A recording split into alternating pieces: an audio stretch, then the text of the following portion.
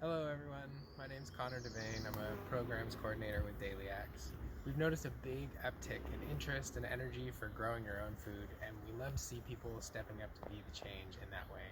So today I'm going to be talking about how to take starts that you either grew from seed or purchased at the nursery and transplant them into your garden. Specifically, I'm going to be showing you how to transplant a tomato start because they have some particular needs, as you'll see.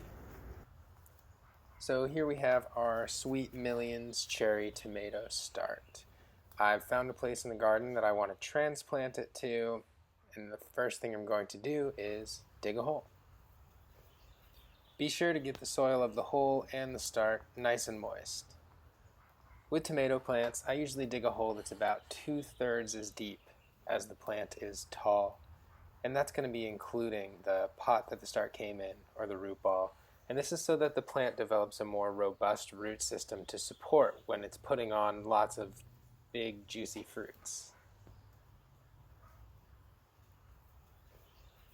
The next thing I'm going to do is pinch off or clip any stems or leaves that would end up underground with a hole this deep.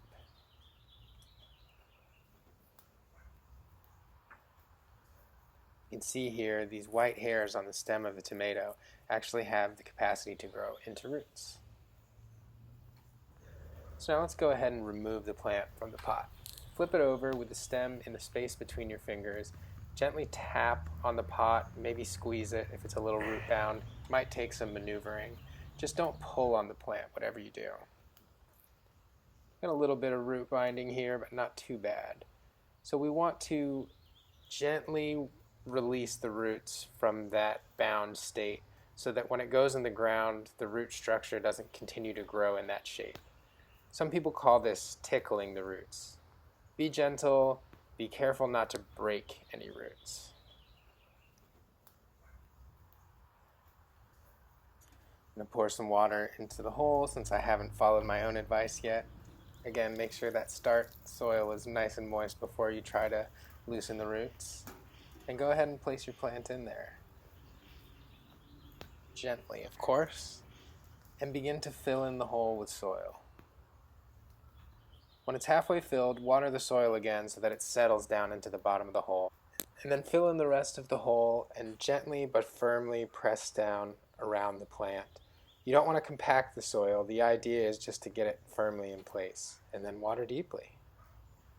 And that's really the gist. There are other plants that have special considerations too, like squash, which like to be planted on hills. They're well fed with fertilizer, compost.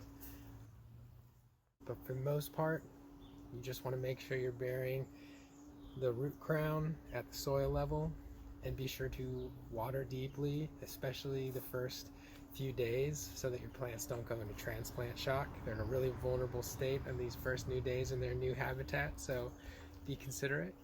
You want to choose ideally the early morning of a cloudy, warm day, so that the roots aren't exposed to too much sunlight or heat, again, to keep those stress levels nice and low.